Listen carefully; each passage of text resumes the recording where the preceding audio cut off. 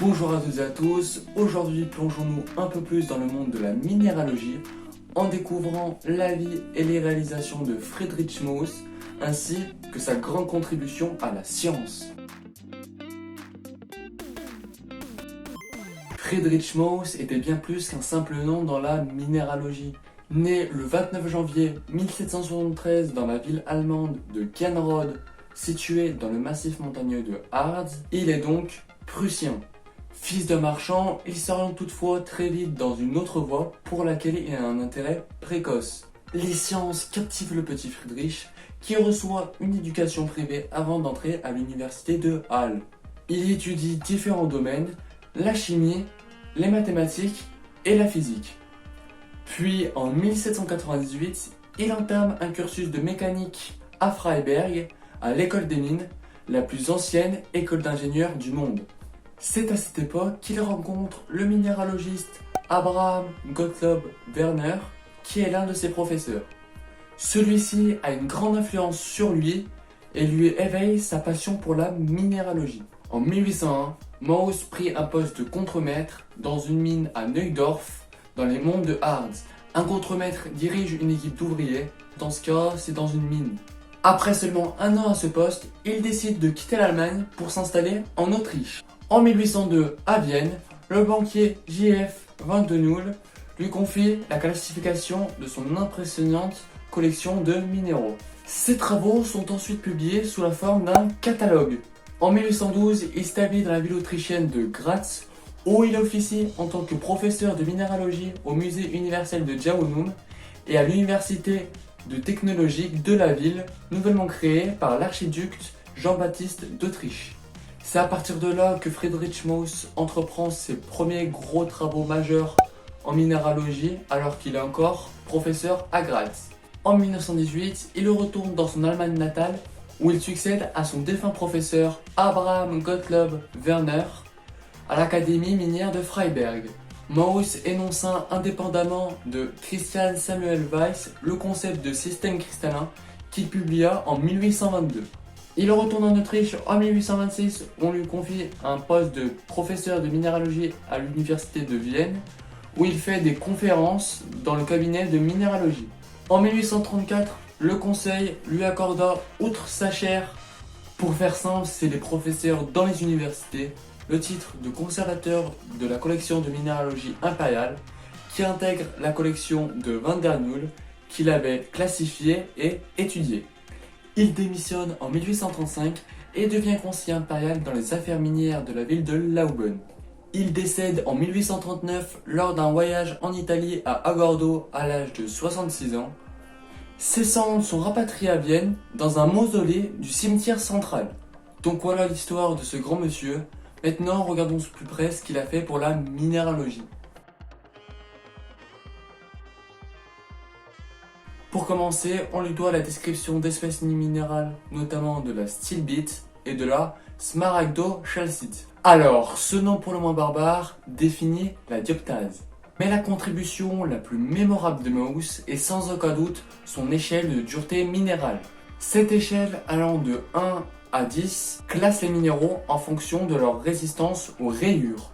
Nous allons comprendre maintenant comment cette échelle fonctionne et pourquoi elle est toujours utilisée dans la gémologie actuelle. Même si cette échelle est indispensable aujourd'hui, ça n'a pas toujours été le cas. Alors, à contre-courant de ce qui se fait jusqu'alors, il a eu entamé une classification des minéraux inédite, ce qui lui a valu les critiques de ses confrères. Contrairement à ceci, il choisit en effet de classifier les minéraux par propriétés physiques et non pas chimiques. Pour ce faire, il se base sur des recherches effectuées par les Grecs Théophraste et Pline l'Ancien dans l'Antiquité. Donc vous savez que cette échelle va de 1 à 10, mais est-ce que vous savez quels minéraux y a-t-il à chaque palier? Donc avec la dureté la moins élevée, on a le talc avec une dureté de 1. Après, on a le gypse avec une dureté de 2. Le gypse vient ensuite avec la dureté de 3. La fluorite, la pierre des collectionneurs, a une dureté qui s'élève à 4. Avec une dureté de 5, l'apatite joue le milieu de tableau. Avec une dureté de 6, c'est une famille qu'on retrouve, la famille des feldspats. donc ça va être la famille de l'orthose. Pour la dureté de C, tu ne peux pas prétendre avoir une collection de minéraux si tu n'en as jamais eu. J'ai nommé le quartz. Avec une dureté de 8 sur 10 sur cette échelle, un minéral magnifique, la topaze. J'en ai déjà parlé dans ma vidéo sur le Sri Lanka, les corindons ont une dureté de 9. Et enfin, avec la dureté de 10, le fameux diamant. Voilà, donc de base, cette échelle s'arrête à ces 10 échelons, mais on a rajouté des échelons intermédiaires, car on s'est rendu compte que ce n'était pas tout à fait exact pour certaines pierres.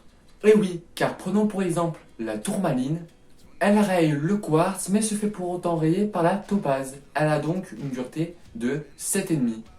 Ou encore, prenons un autre exemple, la smithsonite. Elle raye la fluorite, mais se fait rayer par l'apatite. On pourrait même aller encore plus loin, vu que certains minéraux ont une dureté qui varie des cristaux à d'autres. Par exemple, l'opale a une dureté comprise entre 5,5 et 6,5. Donc, d'une opale à une autre, la dureté va légèrement changer.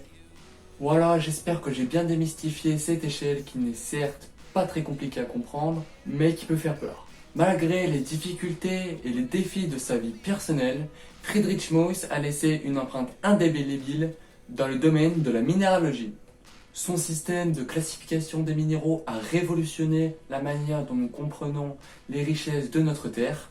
Découvrons donc comment son héritage se poursuit dans la science moderne.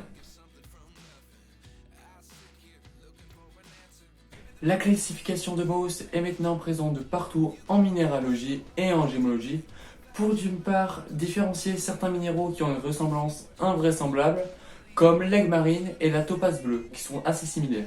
Je viens de penser que ces deux minéraux ont quasiment la même dureté, donc ce qui provient qu'une seule échelle de mesure ne veut rien dire. Chez les lapidaires, cette échelle est beaucoup utilisée pour savoir comment tailler une pierre, avec quel matériau et pendant combien de temps, car il est évident qu'une topaze, ce sera beaucoup plus dur à la tailler qu'une calcite par exemple. Elle sert évidemment à déceler les imitations pour le moins douteuses, car si une pierre part dans la bijouterie, ce serait bête d'avoir un bout de verre à la place d'un diamant par exemple. Mais cette échelle sert principalement à donner un indice de mesure, et comme je l'ai dit précédemment, ce sont tous ces petits indices de mesure mis bout à bout qui donnent le verdict. Pour conclure, l'histoire de Friedrich Mauss nous rappelle l'importance de la curiosité scientifique et de la persévérance. Et on pourrait se demander par la même occasion, après tout ce qu'il a fait, n'est-il pas le plus grand minéralogiste de l'histoire ?